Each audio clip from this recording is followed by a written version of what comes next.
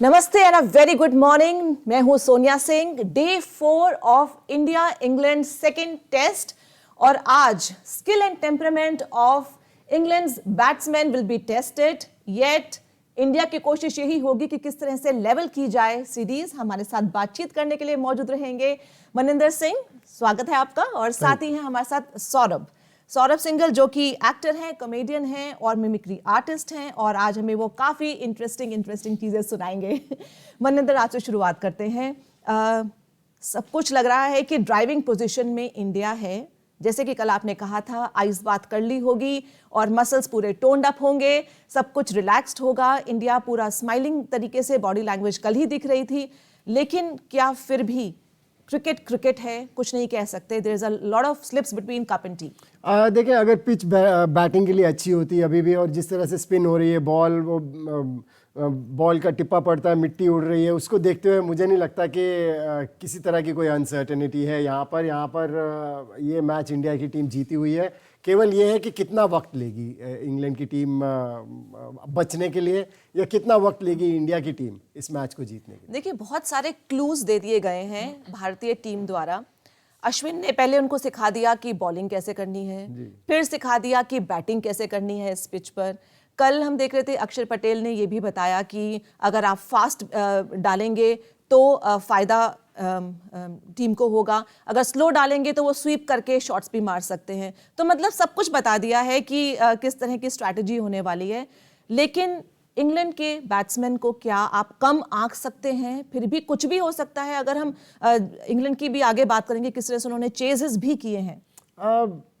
इस तरह की पिच के ऊपर बहुत मुश्किल होने वाला है। हालांकि इस तरह की पिचेस के ऊपर वो क्रिकेट खेल के आए हैं, श्रीलंका में भी खेले हैं, पहले टेस्ट मैच में भी दूसरी इनिंग्स में पिच काफ़ी ख़राब हो गई थी, लेकिन उसके बाद भी मुझे लगता है कि जितनी ख़राब ये पिच हो चुकी है, इसके ऊपर तो इंग्लैंड का सर्वाइव करना बहुत मुश्किल है। हालांकि जिस तरह से आपने बताया कि आर अश्विन ने बताया कि अगर आप बैटिंग में कंसंट्रेट करें तो आप सेंचुरी भी लगा सकते हैं इस तरह की पिच के ऊपर।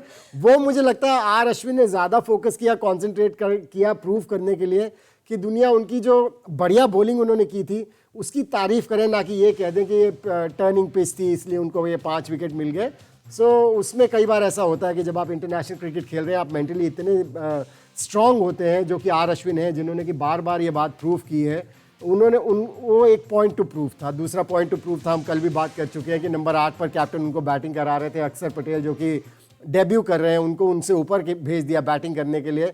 तो कप्तान को भी प्रूव कर दिया कि अभी मुझ में वो दमखम है। मैंने 4 सेंचुरीज टेस्ट मैच क्रिकेट में ऐसे ही नहीं लगाई हुई हैं, और मुझे कम ना आके बैटिंग में भी, क्योंकि आप बार बार कोई ना कोई ऑलराउंडर खिलाते हैं जो थोड़ा बहुत आपको बॉलिंग में कंट्रीब्यूट करके दे सकता है। तो मुझ पर निगाहें डालें, मुझ में अभी दमखम बचा है। क्या पता ये भी इशारा कर रहे हो कि वनडे के लिए भी ट्राई कर लेना मुझे, अब दोबारा मैं तैयार हूँ। देखिए, कोई भी क्रिकेटर खेल रहा होता है तो उसकी इच्छा तो रहती है कि खेलते रहे, वनडे क्रिकेट भी खेलते रहे, लेकिन मुझे लगता है कि वनडे क्रिकेट से काफ़ी पीछे जा चुके हैं आर अश्विन इस समय, क्योंकि वनडे क्रिकेट में एक बड़ा इंपॉर्टेंट एस्पेक्ट होता है फील्डिंग, और वो जब आप यंगस्टर्स को खिलाते हैं, यंग लेग्स मैदान पर होती हैं, तो वो बेहतर आपको कंट्रीब्यूशन दे सकती है। फील्डिंग का जहाँ तक डिपार्टमेंट है, बॉलिंग का जहाँ तक डिपार्टमेंट है, हमारे पास वनडे क्रिकेट में युजवेंद्र चहल बढ़िया बॉलिंग कर रहे हैं, फिर कुलदीप यादव भी जब उनके साथ इन टैंडम बॉलिंग करते हैं, और फिर आप वॉशिंगटन सुंदर आ गए हैं।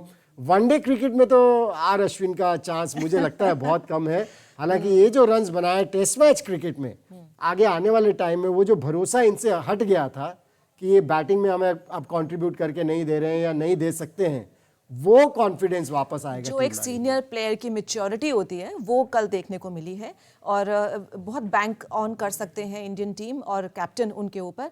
इस बीच हम एक नज़र डाल लेते हैं कल के किस तरह के अपडेट्स रहे हैं, कल का क्या बैटिंग स्कोर कार्ड रहा है। देखिए, बर्न्स जो हैं एक हल्का सा शॉट खेलकर, किस तरह से गलत शॉट खेलकर आउट हुए और 25 रन पर। वहीं सिबली LBW हुए 3 रन पर। लॉरेंस अभी खेल रहे हैं 19 पर। लीच जो कि नाइट वॉट्समैन के बीच में भेजे गए थे और वो जल्दी ही आउट हो गए 0 पर। और रूट जो हैं उनको एक जीवन दान मिल गया है, कल 2 रन पर अभी खेल रहे हैं। और रूट जो हैं वही एक ऐसा विकेट होगा भारत के लिए जो लेना चाहेगी भारतीय टीम आते ही? देखिए, रूट को अगर आउट कर लेते हैं तो फिर उसके बाद ज़्यादा रिलैक्स्ड हो जाएगी ये Indian team, Indian captain, Indian bowling lineup, क्योंकि रूट ने बहुत रन्स बनाए। अभी श्रीलंका में भी 2 टेस्ट मैचेस में 100 करके आए और बड़े बड़े 100 करके आए। एक तो डबल 100 किया था इंडिया के अगेंस्ट भी, पहले टेस्ट मैच में उन्होंने डबल 100 किया था। मुझे लगता है इस पिच के ऊपर बहुत मुश्किल होने वाला है, लेकिन क्वालिटी प्लेयर है, क्लास प्लेयर है, और जो क्लास प्लेयर्स होते हैं उनको वो फिर अपनी गेम को उठाते हैं इस तरह की सिचुएशंस में। हालांकि कल लकी बहुत रहे थे, मुझे ऐसा लग रहा था कि एलबीडब्ल्यू आउट थे, उनको क्यों नहीं दिया गया, ये मेरी समझ के परे है। ये डीआरएस सिस्टम मुझे समझ नहीं आता है क्योंकि बॉल विकेट्स में लग रही है, उसके बावजूद आपने उनको नॉट आउट दिया। सो ये समझ नहीं आता है। लेकिन फिर ऐसे चांसेस, एक ग्रेट प्लेयर्स का क्या होता है, इनको चांसेस मिल जाए ना एक दो, तो फिर वो उसको भुना जाते हैं। बिल्कुल। लेकिन फिर भी मुझे लगता है इस पिच के ऊपर बहुत मुश्किल होने वाला है। एब्सोल्युटली। इस बीच बहुत मुस्कुरा रहे हैं सौरभ, लग रहा है कुछ तो है दिल में जो आप कहना चाह रहे हैं, बताइए। मैंने नसीर साहब से पूछा था कि आपको क्या लगता है अब कैसा होना चाहिए, तो उन्होंने अपने वेडनेसडे मोड में मुझे बोला कि हाय, मैं ये कहना चाहूँगा, देखिए Mani sir, they have asked this question after न winning that last test match, repeated on Tuesday, repeated on Monday, repeated on Saturday. I am just trying to, replying on Wednesday. भाई ये क्या बात है, तुम खेले जाओगे, हमारे यहाँ आके हमें हरा दोगे और हम कुछ नहीं करेंगे। सर, एक सवाल था कि क्या तुम हमें हरा पाओगे, और अब मैं उन्हें जवाब दे रहा हूं कि बिल्कुल हरा पाएंगे, और अब आप दहलीज पे हैं। देख लीजिए, अगर आज आप मैच नहीं हारे तो कल वेडनेसडे है, और वेडनेसडे को मैं कितना मैं क्या हो जाता हूं। So it's totally up to you mister Root, कि आप रूट से जाएंगे या वेडनेसडे को जाएंगे। It's totally up to you. Nasser के बाद ना बहुत इंतजार रहेगा कि सचिन क्या बोलेंगे, लेकिन अभी हम चलिए एक बार दिखाते हैं दर्शकों को कि चेजेस कैसी रही हैं इंग्लैंड की। इंग्लैंड ने हार बहुत जल्दी नहीं मानी है, कई ऐसे मुश्किल चेजेस किए हैं, उसका हम आपको रिकॉर्ड दिखाएं। देखिए, 359 रन की चेज उन्होंने की थी ऑस्ट्रेलिया के खिलाफ लीड्स में 2019 में, और वो 1 विकेट से जीत भी गए थे। 332 रन की टारगेट को भी उन्होंने पार पा लिया था मेलबर्न में, वो भी ऑस्ट्रेलिया के खिलाफ एक स्ट्रॉन्ग टीम, लेकिन वो 1928 की बात है। 2001 में फिर से ऑस्ट्रेलिया, और 315 का जो टारगेट था उन्होंने वो सक्सेसफुली चेज कर लिया था, 305 का और 298 का भी। लेकिन इस बार जो चेज है वो 482 रन का है, और अभी 53 पर 3 है, और अभी 429 करीब रन हैं जिसका उन्हें भी चेज करना है। ये बन नहीं रहे ये जो लिस्ट आपने दिखाई है उसमें वो नाम नहीं आ रहा इंग्लैंड का, ये चीज़ दिखाते हुए कि इतने बड़े रन उन्होंने चेज कर लिए। देखिए, जो भी आपने चेजेस दिखाई हैं वो अच्छी पिचेस थी, अच्छी क्रिकेट, उनके ऊपर बॉल अच्छी तरह से बैट के ऊपर आ रहा था, उस तरह की पिच के ऊपर खेलने के आदी हैं इंग्लैंड के खिलाड़ी। ये जिस तरह की पिच है, जहाँ की चेन्नई में टेस्ट मैच हो रहा है, इस तरह की पिच के ऊपर ये खेलने के आदी नहीं है, इनको ये टेक्निकली उतने साउंड नहीं है इस तरह की पिच के ऊपर कैसे खेला जाता है। हाँ, ये ज़रूर है कि आके कुछ हाथ दिखा सकते हैं, जिस तरह से बेन स्टोक्स ने भी आना है, अटैकिंग क्रिकेट खेलते हैं। आई थिंक उनको उस फ्रेम ऑफ माइंड से ही आना चाहिए कि मुझे जिस तरह की क्रिकेट खेलनी आती है मैं उस तरह से क्रिकेट खेलूंगा, क्योंकि ये पिच ऐसी है, यहाँ पर अगर सर्वाइव करने की कोशिश करेंगे या सोचेंगे कि थोड़ी देर टिक जाएं और उसके बाद जब पिच का अंदाज़ा हो जाए, पेस का, उछाल का, उसके बाद हम रन्स बनाएंगे, तो बहुत मुश्किल हो जाने वाला है, क्योंकि कोई ना कोई बॉल ऐसी उठ जाएगी जहाँ पर कि आप अपनी विकेट खो बैठेंगे। सो जो भी खिलाड़ी हैं, जो अगर अटैकिंग प्लेयर्स हैं, उनको अपने नेचुरल मोड में रहना होगा ताकि थोड़ा सा एंटरटेनमेंट कर सकें। जहाँ तक चेस का सवाल है, उस लिस्ट में नहीं आ रहा है। जी सौरभ, कुछ सचिन की तरफ से हो जाए। बिल्कुल। Hi, let me, congratulate first of all to Ashwin for, the fifer that he took a day before yesterday, or maybe yesterday. So, many congratulations. In fact, yesterday he scored 100. So, now you are a proper batsman as well. So, not only it's my wish, but the wish of whole India that, you can perform well, not only today, but also in future also. So many congratulations to you, and I hope that you will perform accordingly and win us this particular test match and the test matches to follow. All the very best to Team India as well. Thank you. Cheers. Bye. बिल्कुल, मुझे लग रहा है कि अब तो अंदर का लालू भी तड़प रहा होगा कि कि एक बार अश्विन को कॉन्ग्रेचुलेट कर दिया जाए, वो भी हम आगे करेंगे। लेकिन चलिए हम मोइन अली की बात करते हैं, और क्या उनको टीम में लेना पहला डिसीजन जो था वो सही था कि नहीं था? मोइन अली क्या अपना जो पीक है वो अब पार कर चुके हैं? क्या अब उनको वापस अपनी टीम में जगह बनाने के लिए किस तरह का जद्दोजहद करनी पड़ सकती है आगे जो 2 मैचेस और हैं? मोइन अली की बेस्ट फिगर्स अगर हम देखें मनिंदर जी, तो 6 विकेट लेकर 67 रन दिए हैं उन्होंने 4 इनिंग्स साउथहैम्पटन में। वहीं 5 विकेट लेकर 63 रन दिए हैं 2 इनिंग्स में साउथहैम्पटन में फिर से। और अगर हम नीचे चेन्नई की तरफ आ जाएं तो 4 विकेट लेकर 128 रन, ये एक तरह से पूरा उनका जो रिकॉर्ड है उस पर थोड़ा सा ब्लॉट सा आ गया। बहुत ज़्यादा रन्स दे दिए। जिस तरह की ये पिच है इसके ऊपर बहुत ज़्यादा रन्स हैं। अगर 128 रन्स आप दे देते हैं इस तरह की पिच के ऊपर, आपने 4 विकेट ज़रूर लिए हैं, 4 विकेट्स उन्होंने दूसरी इनिंग्स में भी लिए हैं, और कई लोग बातें कर रहे थे कि अब इनको ड्रॉप कैसे करेंगे, लेकिन इंग्लैंड में ऐसा नहीं होता है कि अगर आपने इस तरह का परफॉर्मेंस दिया हुआ है कि 8 विकेट लिए हैं, ड्रॉप कैसे करें। वो 8 विकेट टीम की जीत में भी कंट्रीब्यूट नहीं हुए, और किसी तरह से आप ऐसी सिचुएशन में भी नहीं लाए टीम को कि आप जीत सकते हैं। क्योंकि इसके ऊपर अगर आर अश्विन को देखें, जो उन्होंने 5 विकेट्स ली, मेरे ख्याल से 48 रन देकर पहली इनिंग्स में, उस तरह का परफॉर्मेंस होना चाहिए जिसको कि काउंट किया जा सकता है। ये जो परफॉर्मेंसेज उन्होंने की है चेन्नई में, ये काउंट होने वाली नहीं है। बल्कि इससे एक चीज़ पता चल गई कि आप टर्निंग ट्रैक के ऊपर भी, हालांकि ये सारे बॉलर्स ऐसे हैं, इंग्लैंड के जो स्पिनर्स हैं ये आदी हैं अच्छी पिचेस के ऊपर बॉलिंग करने के, लेकिन इस तरह का विकेट मिल जाए, इस तरह की पिच मिल जाए, तो इस पर तो खूब विकेट्स लेने चाहिए आपको कम से कम रन देकर। सो ये बहुत ज़्यादा रन्स दे दिए। एंड आपने एक बात बड़ी सही कही, he is past his prime, there is no doubt about it. 2 साल हो गए हैं, मुझे लगता है कि 2 साल से इनकी बॉलिंग में वो दमखम नहीं रहा जो हुआ करता था।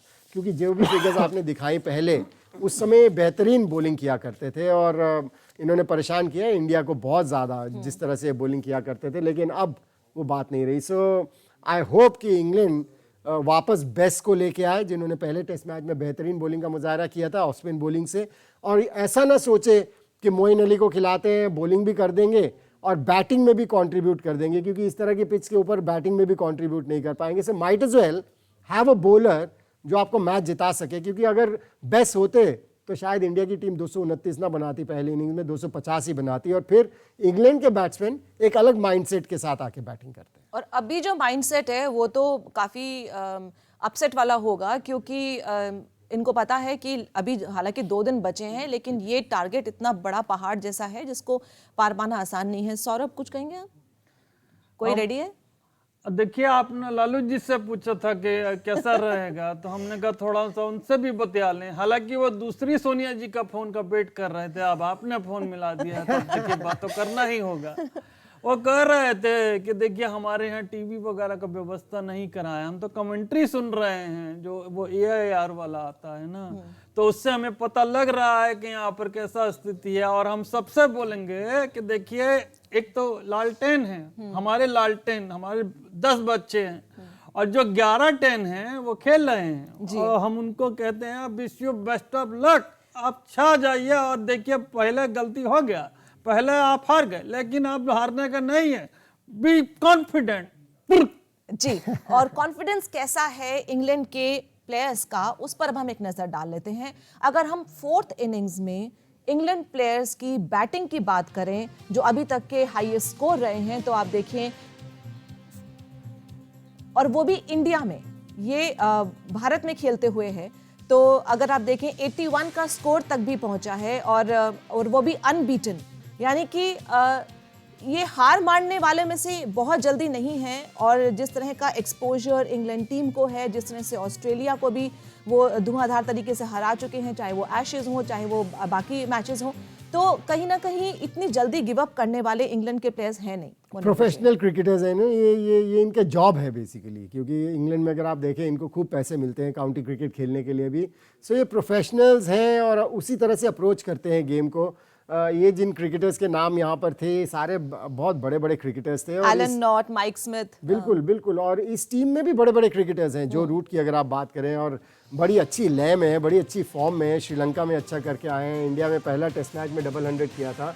ऐसी बात नहीं है कि इंग्लैंड के पास क्रिकेटर्स नहीं है, लेकिन आई थिंक जब इतना बड़ा टारगेट हो और पता है 180 ओवर और अभी खेलने हैं और सामने अश्विन है बॉलिंग करने वाले और अक्षर पटेल भी बढ़िया बॉलिंग कर रहे हैं क्योंकि उनका पहला ही टेस्ट मैच है, किसी तरह का प्रेशर नहीं दिख रहा उनके ऊपर, बल्कि मैं कहूँगा कि लकी हैं कि इस तरह के पिच के ऊपर उनको डेब्यू करने का मौका मिल रहा है और कल उन्होंने 2 विकेट्स भी लिए हैं।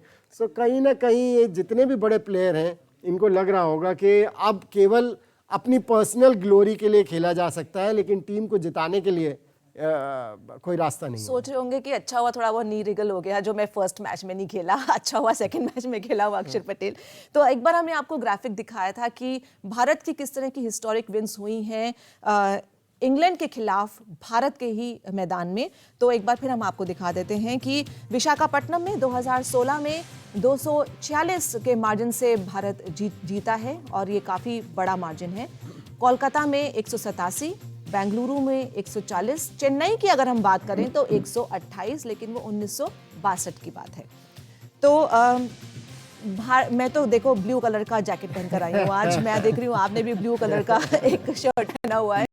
हम लोग तो यही उम्मीद कर रहे हैं कि आज एक बहुत पॉजिटिव रिस्पांस और शायद आज ही आ जाए, हो सकता है टी से पहले ही आ जाए। मुझे तो लगता है उससे भी पहले हो सकता है। मुझे अगर कल जिस तरह से जो रूट आउट थे और नहीं दिए गए, मुझे लगता है अगर वो आउट हो चुके होते तो मैं कॉन्फिडेंस के साथ कह सकता था कि आज लंच तक ये मैच खत्म हो जाएगा। केवल जो रूट वहाँ पर है तो मैं आपसे सहमत हूँ कि टी से पहले पहले ये मैच सिमट जाएगा, लेकिन कहीं ना कहीं एक फीलिंग आती है कि शायद जो रूट के होने के बावजूद भी लंच तक ये मैच निपट जाएगा। जी, चेपॉक की अगर हम बात करें, इसी मैदान पर भारत को किस तरह की बिगेस्ट विन्स मिली हैं उसका हम अब आप दर्शकों को बताते हैं। देखिए, इनिंग्स और 75 रन की जीत इंग्लैंड के खिलाफ मिली है 2016 में। इनिंग्स और 22 रन की जीत इंग्लैंड के खिलाफ मिली है 1993 में, और फिर से इंग्लैंड की अगर बात की जाए तो 1952 में भी ये हमने कारनामा करके दिखाया है। इंग्लैंड के लिए लकी ग्राउंड नहीं है।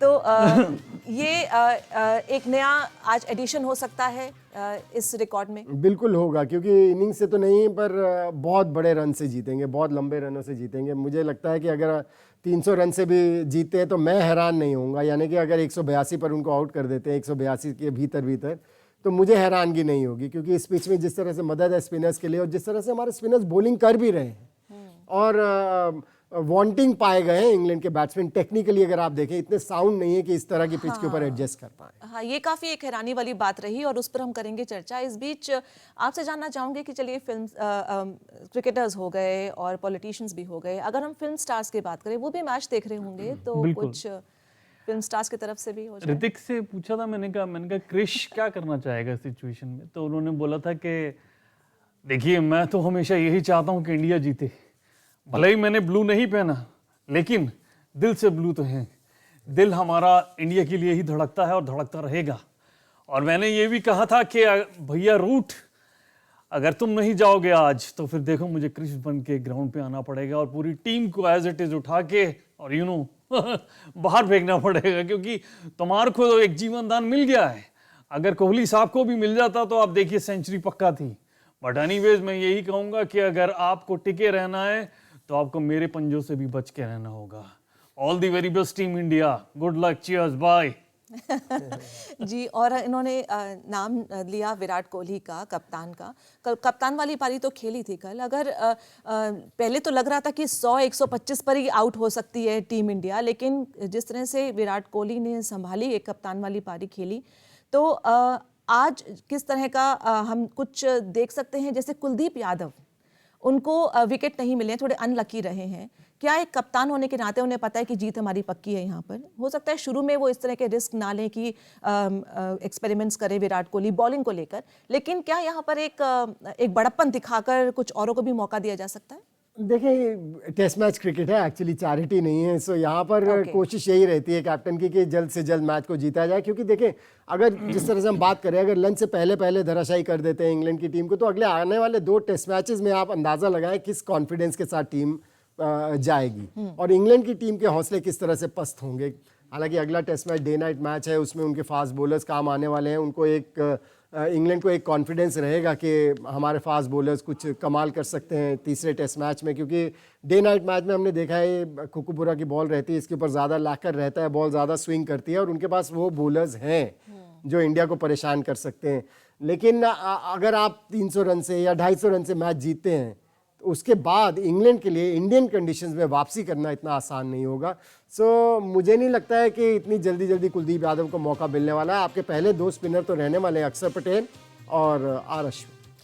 तो एक सवाल कई बार मेरे मन में उठा है कि क्या बुमराह उनको वाकई में कोई इंजरी की वजह से बाहर किया गया होगा या उनको रेस्ट दिया गया है?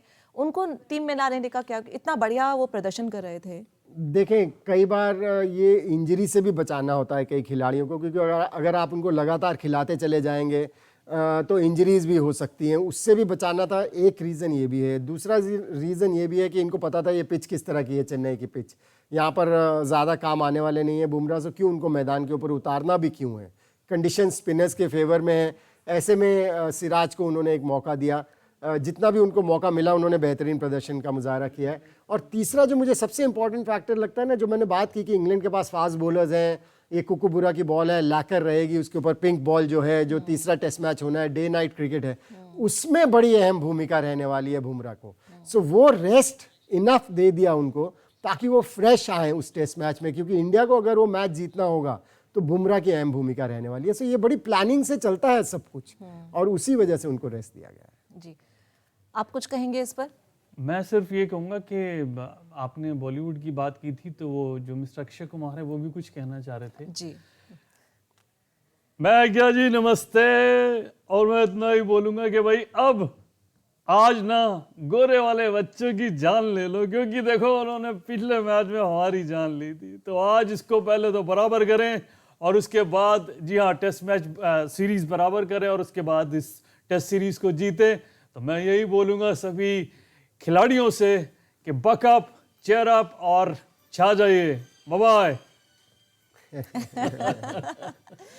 तो बकअप तो कर ही रही है टीम इंडिया और छाने भी वाली है, लेकिन अगर हम टीम 11 की बात करें इंग्लैंड की, यहाँ पर अब देख के लगता है अगर इन द हाइंडसाइट की कुछ बेहतर हो सकती थी टीम 11। देखिए, रिजिडिटी चलती नहीं है। आप सोच के आए हैं, मैं मान सकता हूँ कि बायो बबल है, इस समय सिचुएशंस ऐसी हैं कि आपको मेंटली भी फ्रेश रखना है अपने खिलाड़ियों को, लेकिन आपको सिचुएशन देखकर कई बार अपने प्लान्स को बदलना भी चाहिए। और इंग्लैंड की मैंने देखा है टीम का जो हाल है, मैं काफ़ी जाता रहता हूँ इंग्लैंड, वहाँ पर लोग जब एक बार एक चीज़ सोच लेते हैं ना, फिर उसको बदलने की कोशिश नहीं करते सिचुएशन के हिसाब से।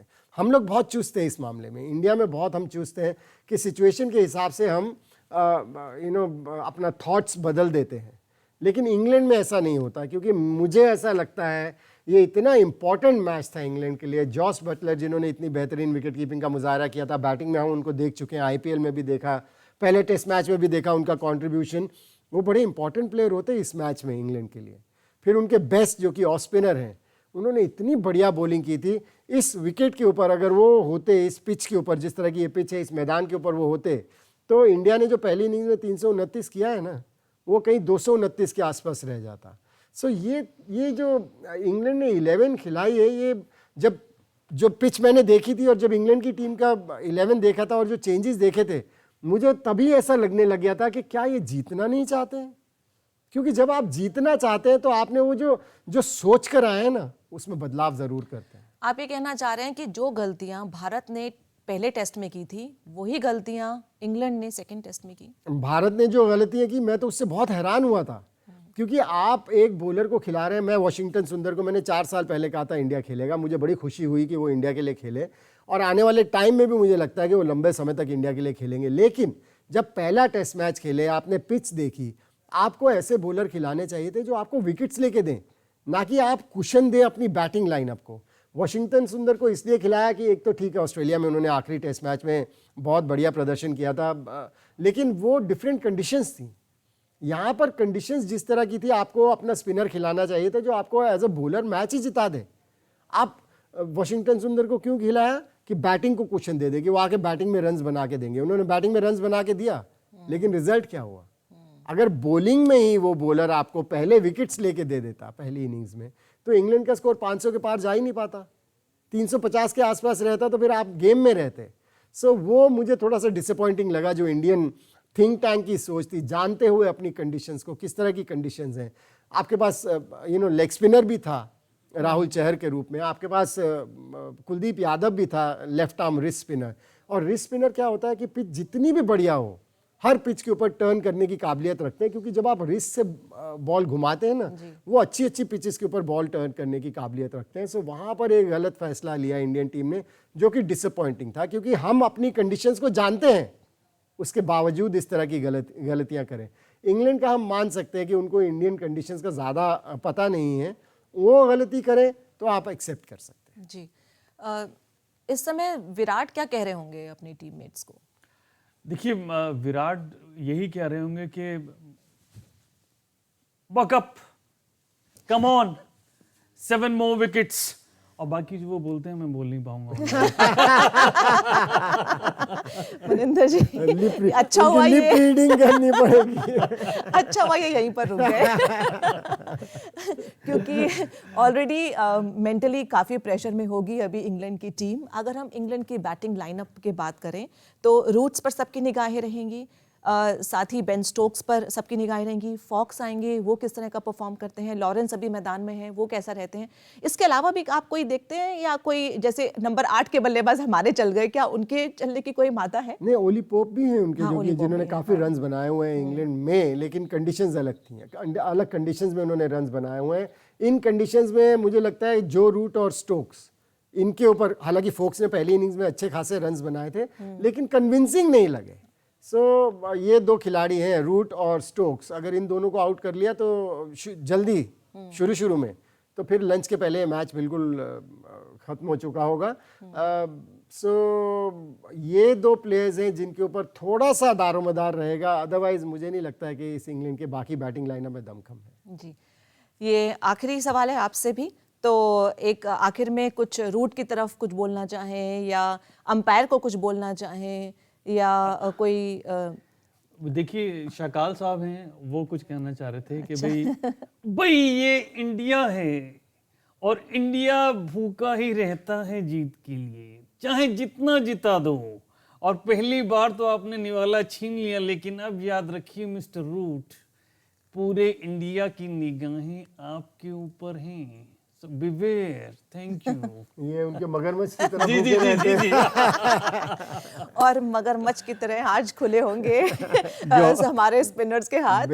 एक आखिरी कमेंट आपसे मैं चाहूंगी, जिससे पहले हम वाइंड अप करें, कि कल जब हमने डे 3 पर देखा था, भारत की टीम से बहुत उम्मीदें थी, लेकिन जिस तरह से विकेट एकदम से पिच ने अपना करामात दिखाई थी, और एक के बाद एक विकेट हमारे चले गए थे, तो क्या हम डे 4 में पिच को लेकर कुछ अलग तरह का रूप भी देख सकते हैं? ये बल्कि और ख़राब हो चुकी होगी, क्योंकि देखिए जैसे जैसे दिन ढलते चले जाते हैं, इस तरह की पिच हो तो वो और ख़राब होती चली जाती है। वो वेयर टेयर उसको बोलते हैं, वेयर एंड टेयर बोलते हैं, और फिर बॉलर के फुट मार्क्स भी रहते हैं। और ये जो बैटिंग आज के टाइम में जो बैट्समैन है वो स्पाइक्स के साथ बैटिंग करते हैं, कीलो वाले जूतों से। सो उनके जो स्पाइक्स के निशान भी पड़ते चले जाते हैं, और पिच और भूरती चली जाती है। सो मुझे लगता है कि ये और ख़राब हो चुकी होगी, और ज़्यादा परेशान करेगी इंग्लिश बैटिंग लाइन। जी, बहुत बहुत शुक्रिया आप दोनों का। और इसी के साथ हम अपने दर्शकों को बताना चाहेंगे कि अमित और मेघा इंतज़ार कर रहे हैं क्रिकेट गपशप के लिए, और वो ये देख रहे हैं कि कब ये क्रिकेट लाइव अब खत्म हो और हम अपनी चर्चा शुरू करें। तो चलते हैं मेघा के पास।